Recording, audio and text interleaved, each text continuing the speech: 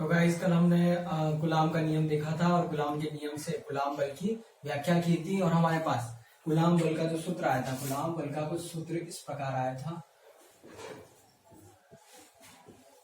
गुलाम बल का सूत्र F बराबर K Q1 Q2 बटे R स्क्वायर हमारे पास सूत्र आया था। यहाँ पर K का मान क्या था, 1/4 पाई एप्सिलॉन नॉट। और ये एप्सिलॉन नॉट क्या थी हमारे पास, निर्वात की विद्युतशीलता। क्या बोलते हैं उसको, निर्वात की विद्युतशीलता। ठीक है। तो स्टूडेंट्स अब हम जो पढ़ेंगे, हमारा नया टॉपिक है पराविद्युतांक। क्या है, पराविद्युतांक। और पराविद्युतांक ये इंपॉर्टेंट भी है, क्यों, क्योंकि ये 2020 में पूछा जा चुका है। ठीक है, 2020 में पूछा जा चुका है, इसी साल पूछा था। तो इसकी परिभाषा क्या होती है, पराविद्युतांक को एप्सिलॉन आर द्वारा दर्शाया जाता है। तो एफ की परिभाषा होती है पराविद्युतांक, पराविद्युतांक जो है वो अनुपात होता है विद्युत बलों का। देखिए, निर्वात में विद्युत बल और किसी माध्यम के, कोई सा माध्यम हो सकता है, माध्यम में विद्युत बल की हम यहाँ पर बात करेंगे। ठीक है, तो ऐसा पराविद्युतांक का मान कितना है, एप्सिलॉन आर। निर्वात में विद्युत बल ऐसा मानते हैं F बराबर, ठीक है, और माध्यम का मान लेते हैं अपन क्या, Fm। ठीक है, तो ये हमारा किसका सूत्र हो गया, पराविद्युतांक का सूत्र हो गया। उसकी परिभाषा क्या होती है कि निर्वात में विद्युत बल व माध्यम में विद्युत बल के अनुपात को पराविद्युतांक कहते हैं। ठीक है, अब थोड़ा सा इधर आइए हम यहाँ पर। अब देखो, निर्वात में बल, निर्वात में कितना होगा, F बराबर K का Q1 Q2 होगा, तो K का मान रख दूंगा मैं 1/4 पाई एप्सिलॉन नॉट, और यहाँ आ जाएगा Q1 Q2 बटे R स्क्वायर। ऐसे ही किसी माध्यम में, माध्यम की बात करूंगा तो माध्यम में बल, ठीक है, Fm बराबर क्या हो जाएगा, 1/4 पाई। अब यहाँ एप्सिलॉन नॉट नहीं आएगा, एप्सिलॉन नॉट क्या है, निर्वात की विद्युतशीलता। अब यहाँ माध्यम के लिए क्या लिखेंगे हम, एप्सिलॉन m, और यहाँ पे वापस Q1 Q2 बटे R स्क्वायर। कुछ नहीं किया, K का मान रखा है यहाँ पे। K का मान क्या होता है, 1/4 पाई एप्सिलॉन नॉट। K का मान जो है वो यहाँ पे रख दिया। निर्वात के लिए 4 पाई एप्सिलॉन नॉट आएगा, और माध्यम के लिए 4 पाई एप्सिलॉन m आएगा। ठीक है, अब इन दोनों का अनुपात ले लेते हैं।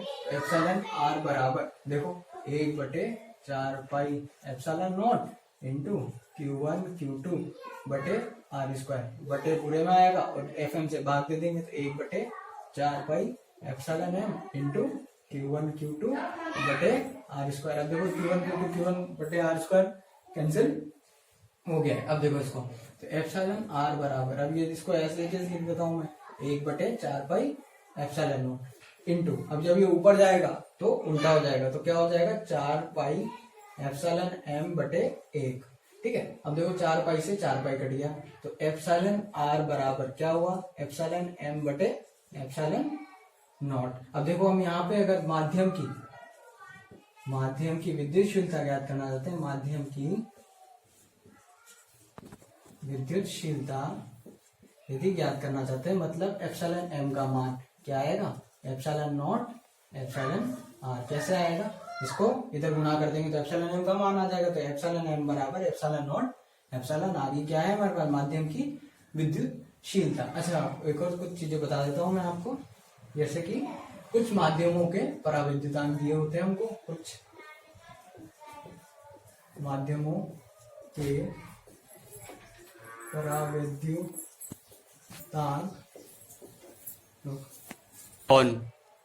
कुछ माध्यमों के पराविद्युतांक तो देख सकते हैं, जैसे कि वायु या निर्वात है, निर्वात का लेते हैं। तो सबसे पहले निर्वात के लिए एप्सिलॉन R का मान होता है 1, ठीक है, और वायु के लिए होता है लगभग 1 होता है, मतलब 1.003 के बराबर होता है। और पानी के लिए बात करें अपन, ठीक है, तो पानी के लिए एप्सिलॉन R का मान होता है 81, कई जगह ये 80 भी मिलता है हमको, ठीक है ना। और धातु के लिए, धातु या ऐसा बोल सकते हैं सुचालक जो होते हैं, धातु या सुचालक होते हैं उनके लिए एप्सिलॉन आर का मान क्या होता है, अनंत होता है। ये इंपॉर्टेंट है, समझ में आई बात। एप्सिलॉन आर का मान अनंत होने का, देखो इसको एक और समझो, इसका मतलब समझो क्या हो रहा है। मान लो जो तो कोई आवेश है, ऐसे ये Q1 आवेश है, ये Q2 आवेश है, इनके मध्य हमने कोई धातु रख दी, कोई क्या रख दी, धातु रख दी, ठीक है। अब जो बल लगेगा वो कैसे लगेगा, देखो एफ एम बराबर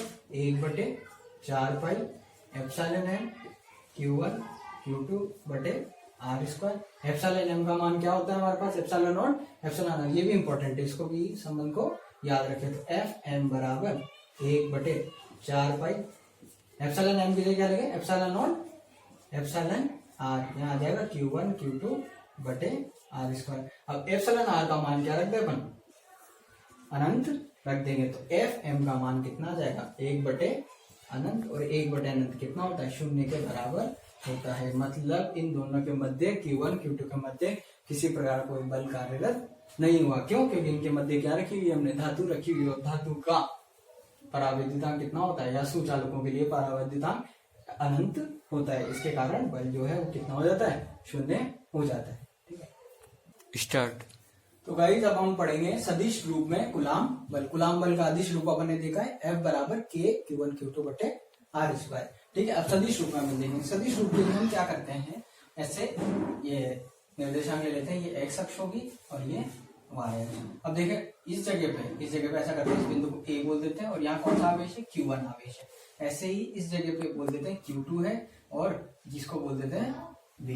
ठीक है, तो अब ये हमारे पास क्या है, मूल बिंदु है। यहां से इस ये जो हमारे पास स्थिति सदिश होगा, इसको बोल सकते हैं क्या अपन, R1 सदिश। ठीक है, और यहां से अगर इसको मिलाएंगे, इस प्रकार मिलाएंगे, तो ये क्या हो गया हमारा R2 सदिश। इसकी दिशा किधर है, इधर की तरफ। ठीक है? अच्छा, अब देखो इन दोनों के मध्य दूरी है, कितनी है वो दूरी अपन ऐसा बोल देते हैं, इन दोनों के मध्य दूरी है R। ठीक है, अच्छा देखो इधर थोड़ा सा इधर देखो, ये वाली दिशा जब होगी, ये वाली दिशा होगी, तो फिर हम इसको क्या लिखेंगे, R2, यहाँ पे लिख देंगे अपन R12 सदिश। और ये वाली दिशा कौन सी, R12 सदिश, और ये वाली दिशा कौन सी है, R21 सदिश। दोनों एक दूसरे के विपरीत है, इसलिए R12 हो गया, R21 हो गया। बताएंगे क्यों R12 और R21 लिखा गया है। ठीक है, अच्छा अब देखो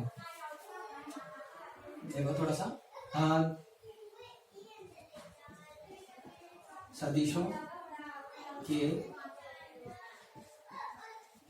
त्रिभुज योग के नियम द्वारा।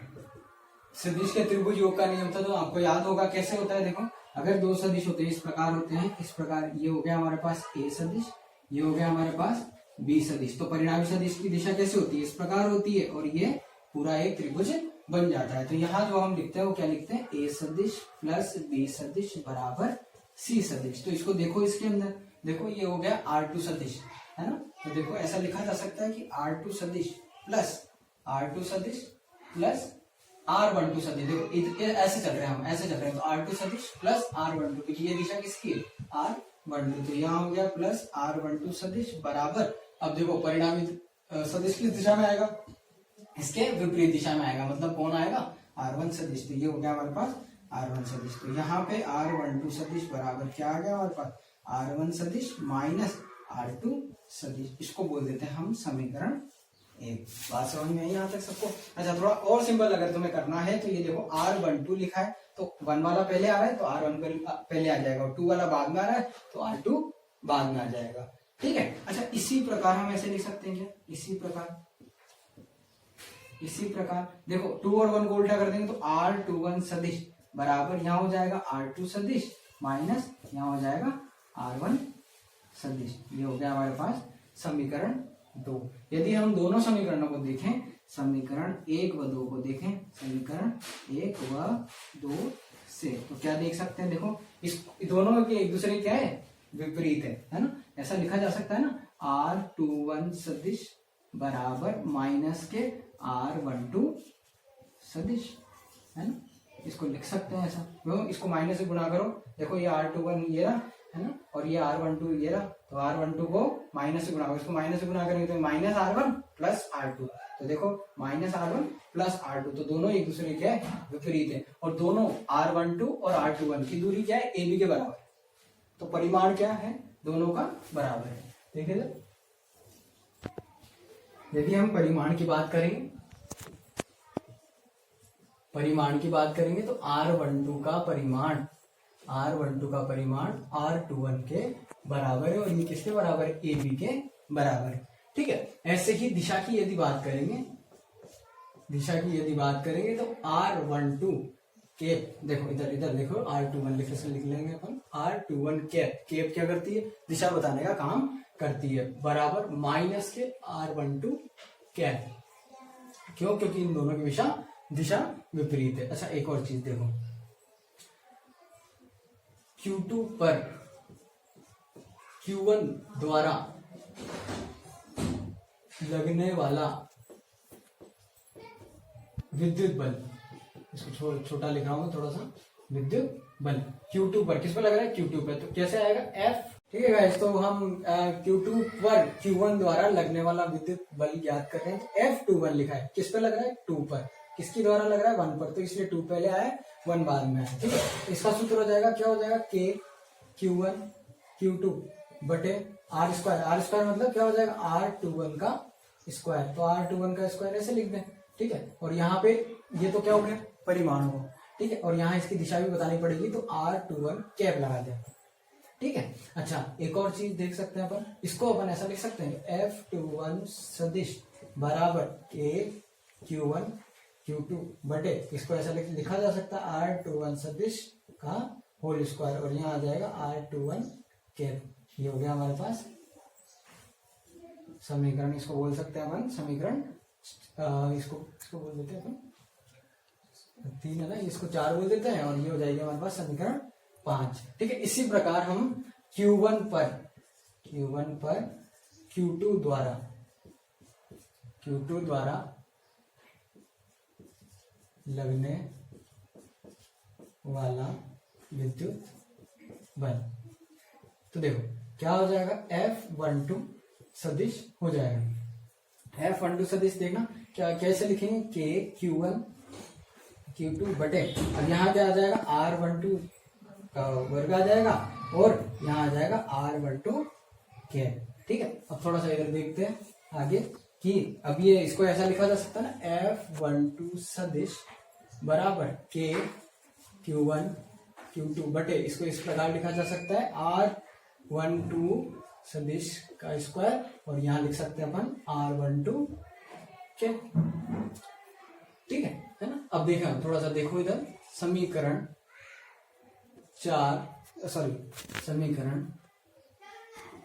3 व 4 से, समीकरण 3 से क्या है, दोनों का परिमाण बराबर है, ये देखो इधर दोनों का परिमाण बराबर है और दोनों की दिशा विपरीत है, तो देखिए F12 सदिश बराबर K Q1 Q2 जैसा कि जैसा लिख दिया, और R12 के मोड को अपन कैसा लिख सकते हैं, R21 का मोड लिख सकते हैं, तो ये R21 का मोड मैंने लिख दिया, और ये स्क्वायर लगा दिया इनटू, अब देखो R12 कैप इधर, तो R12 कैप का मान किसके बराबर आ जाएगा, माइनस R21 के बराबर आ जाएगा, भाई माइनस को इधर ले जाएंगे, माइनस R21 कैप के बराबर आ जाएगा। ठीक है, अब थोड़ा सा इसको मैं थोड़ा जमा के लिख देता हूँ, F12 सदिश बराबर माइनस बाहर ले लिया, K Q1 Q2 बटे R21 वेक्टर का होल स्क्वायर, और यहाँ आ गया R21 कैप।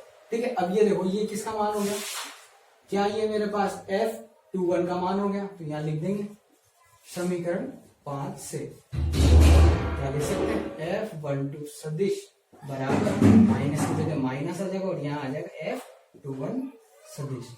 ठीक है, तो इसका मतलब हम ये देख सकते हैं कि दोनों जो बल कार्यरत हैं, एक दूसरे, दोनों आवेश एक दूसरे के ऊपर जो बल लगा रहे हैं, वो दोनों बल जो परिमाण में क्या है, समान है, और दिशा में एक दूसरे के विपरीत है। कैसे देखेंगे अपन, देखो परिमाण में समान कैसे है, जैसे कि F12 बराबर, तो क्या हो जाएगा, F21 हो जाएगा, उसके साथ साथ इन दोनों की दिशा बराबर विपरीत है, क्यों, क्योंकि यहाँ माइनस लगा हुआ है। अब थोड़ा उधर देके समझे, देखो ये भी Q1 आवेश है, ये Q2 आवेश है, तो ये क्या करेगा, इसको प्रतिकर्षित करेगा, ये प्रतिकर्षित करेगा, तो ये इस प्रकार प्रतिकर्षित करेगा, इस दिशा में प्रतिकर्षित करेगा। अच्छा यहाँ पे देखो कौन बल लगा रहा है, Q1, और किस पे लगा रहा है, Q2। तो देखो Q2 पर Q1 द्वारा लगने वाला विद्युत बल, तो उसका नाम क्या है, F21। F21 की दिशा ये रही, तो ये लिख दिया अपन ने F21 सदिश। इतना समझ में आया। देखो Q2 पर लगने वाला किसकी वजह से, Q1 की वजह से, तो F21 सदिश अपन ने यहाँ लगा दिया।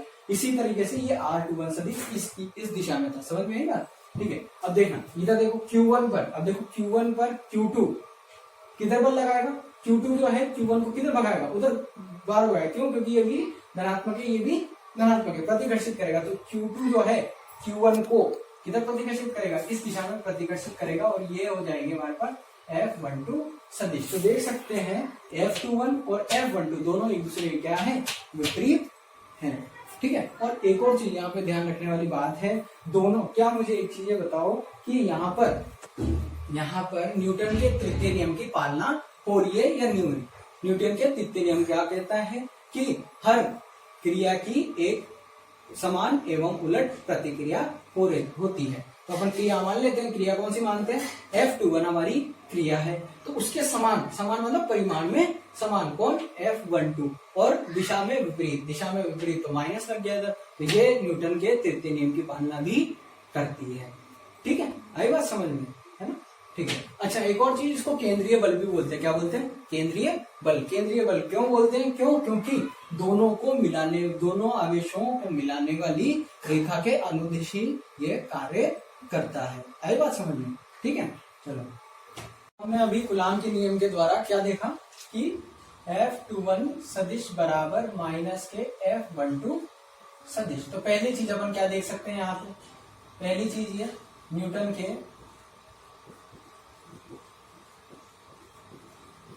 तृतीय नियम का पालन करता है।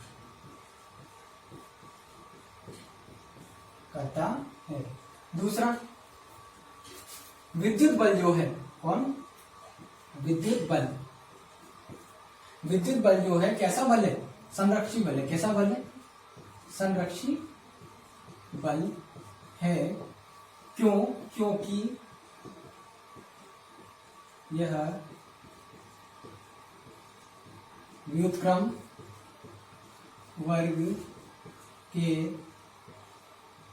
नियम की पालना करता है। अब व्युत्क्रम नियम क्या होता है, अपन ये देख सकते हैं। व्युत्क्रम नियम का मतलब क्या हुआ, बल जो है वो उनके मध्य दूरी के वर्ग के व्युत्क्रमानुपाती होना चाहिए। तो वर्ग के व्युत्क्रम के समानुपाती होता है, इसलिए इसको क्या बोलते हैं, ये इस नियम की पालना करता है, व्युत्क्रम वर्ग के नियम की पालना करता है, इसलिए कैसा बल होता है, संरक्षी बल होता है, ठीक है। और इसको ऐसा भी बोल सकते हैं, केंद्रीय बल भी बोल सकते हैं। क्या बोल सकते हैं इसको, केंद्रीय बल। केंद्रीय बल क्यों बोल सकते हैं, क्योंकि ये ऐसे लिख सकते हैं, यह केंद्रीय बल भी होता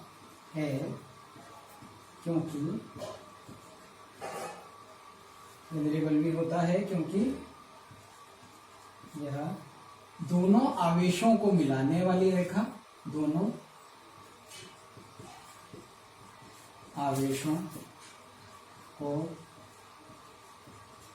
मिलाने वाली रेखा के अनुदिश कार्य करता है।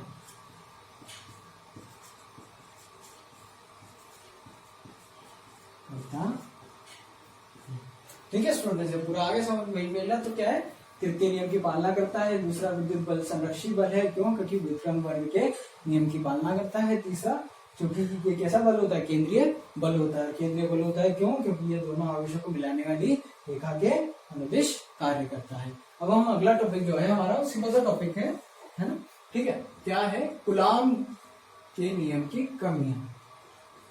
कूलाम के नियम की सीमाएं बोल सकते हैं अपन।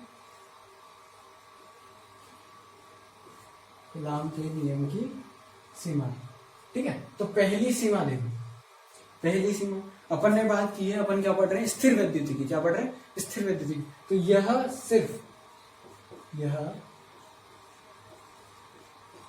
सिर्फ की जगह हम केवल लिख सकते हैं, यह केवल स्थिर आवेशों पर कार्य करता है, स्थिर आवेशों पर आरोपित होता है, आरोपित होता है, गतिशील आवेशों पर नहीं, गतिशील आवेशों पर नहीं। मतलब स्थिर आवेश जब तक स्थिर रहेगा तब तक हमारे पास कौन सा बल लगा सकता है, कूलाम बल जो है उसके ऊपर कार्यरत होगा। दूसरा हम देख सकते हैं क्या, सतत आवेशों पर कार्यरत नहीं होता। सतत आवेश का मतलब क्या होता है, सतत आवेश मतलब जैसे ये हमने छड़ी ले ली, ठीक है, और ये प्लस प्लस यहाँ पर आवेश क्या है, आवेश वितरित है, इसमें क्या है, आवेश वितरित है। ये सिर्फ किसके लिए कार्य करता है, यह बिंदु आवेशों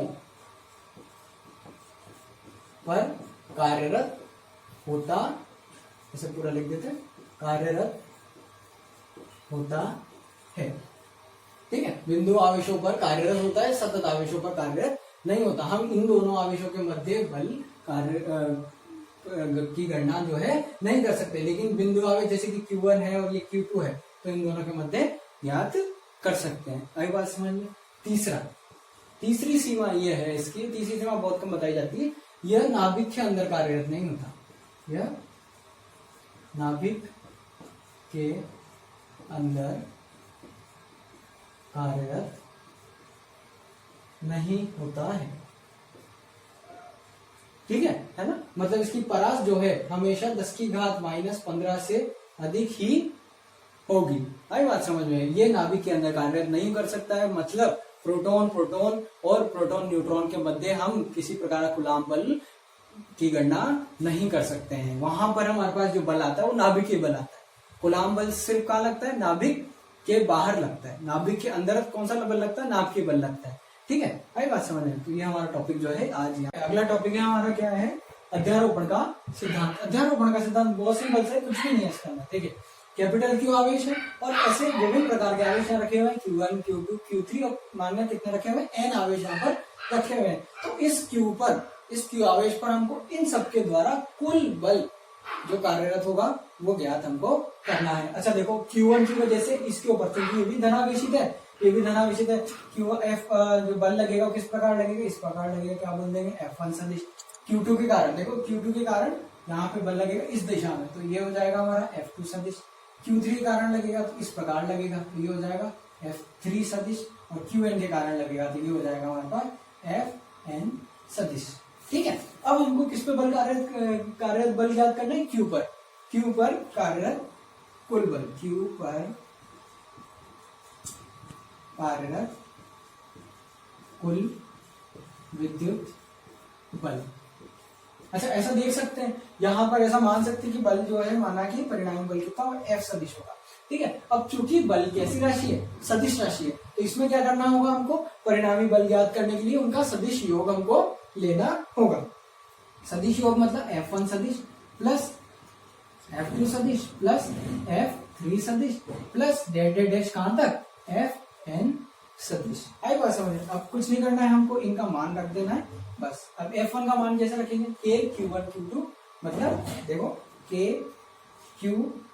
Q1 बटे क्या आ जाएगा, दूरी कितनी है दोनों के बीच में, R1 स्क्वायर, तो यहाँ आ जाएगा R1 स्क्वायर प्लस F2 का मान कितना हो जाएगा, K Q, यहाँ आ जाएगा Q2 और यहाँ आ जाएगा R2 का स्क्वायर। इसी प्रकार कहां तक चला जाएगा, N तक चला जाएगा, K Q, यहाँ आ जाएगा Qn बटे यहाँ आ जाएगा Rn का स्क्वायर। क्या हो गया, ये Rn का स्क्वायर हो गया एक तरीके से, है ना, ठीक है। अब देखो तो F सदिश बराबर कुछ कॉमन आ रहा है, क्या कॉमन आ रहा है, KQ कॉमन आ रहा है, तो KQ को हम क्या करते हैं, बाहर निकाल लेते, तो अंदर क्या बचेगा, Q1 बटे R1 स्क्वायर प्लस Q2 बटे R2 स्क्वायर। इस प्रकार ये चलता रहेगा कब तक, Qn बटे Rn स्क्वायर। देखिए परिमाण निकाल रहे हैं तो हम यहाँ से सदिश का चिन्ह जो है वो हटा देंगे, इस प्रकार यहाँ से सदिश का चिन्ह जो है वो हटा देंगे। ये हमारे पास अध्यारोपण का सिद्धांत हमने लगा लिया है। अच्छा एक और इम्पोर्टेंट, ये हमारे पास अध्यारोपण के सिद्धांत का सूत्र आ चुका है, ये पूछा नहीं जाता है वैसे, नॉर्मल है, कुछ भी नहीं। ठीक है, अब अच्छा ये देखो, यदि दो बल हैं इस प्रकार, ये हो गया हमारे पास F1 सदिश, ये हो गया हमारे पास F2 सदिश, दो बल है और दोनों के मध्य कितना कोण है, थीटा कोण है। तो परिणामी बल जो है किस प्रकार ज्ञात करेंगे अपन, परिणामी बल किस प्रकार ज्ञात करेंगे, F बराबर रूट क्या हो जाएगा F1 square plus F2 square plus यहाँ हो जाएगा 2F1 F2 cos थीटा। ये आपको याद हो तो सदिश योग का नियम है, ये सदिश योग का नियम है। F बराबर F root F1 square plus F2 square plus 2F1 F2 cos theta. F1 और F2 क्या है, दोनों सदिशों, दोनों विद्युत बलों के परिमाण है। आएगा तो थीटा इन दोनों के मध्य कार्य बल है। अब देखो एक स्थिति बताता हूँ, स्थिति है, विशेष स्थिति देख लेते हैं इसको, विशेष स्थिति, विशेष F1 बराबर F2 दोनों एक दूसरे के बराबर, किसके बराबर मान लिया अपन ने, F के बराबर मान लिया। तो देख रहे थीटा के अलग अलग मान के लिए क्या आएगा, देखो याद रख सकते हो। पहला, जब थीटा बराबर क्या हो 0, थीटा बराबर 0 होगा तो F परिणामी, देखो परिणामी इसको FR बोल देते हैं अपन। तो FR बराबर क्या हो जाएगा दोनों के लिए, FR बराबर 2F हो जाएगा। यहाँ थीटा का मान क्या रख देंगे 0, तो cos 0 बराबर क्या हो गया 1, और F1 और F2 बराबर है तो ये आ जाएगा 2F के बराबर। ये तो आप खुद सॉल्व करके देखना, यही उत्तर आएगा, मैं सीधा बता रहा हूँ। ठीक है, और चाहो तो याद भी रख सकते, थीटा बराबर 60 होगा तो FR बराबर कितना आ जाएगा, √3F आ जाएगा। ठीक है, तीसरा देखते हैं, जब थीटा बराबर 90 होगा तो FR बराबर √2F आ जाएगा। ठीक है, और चौथा, जब थीटा बराबर 120 होगा, थीटा बराबर 120 होगा तो FR बराबर क्या आएगा वो आपको निकालना है। ठीक है, और पांचवा जो है, जब थीटा बराबर 180 होगा, 180 होने का मतलब क्या है, एक दिशा इधर होगी, F1 सदिश इधर होगा ऐसे, ठीक है, और दूसरा F2 सदिश भी इधर होगा। अब दोनों की दिशा क्या है, विपरीत है, तो दोनों का परिमाण समान अलग है। ठीक है, तो यहाँ पे FR का मान कितना आ जाएगा, 0 आ जाएगा। ठीक है, इसकी गणना करने के लिए आपको cos 120 का मान की जरूरत पड़ेगी। तो cos 120 का मान होता है -1/2। तो आप इसका उत्तर मुझे कमेंट में लिख के बताएं।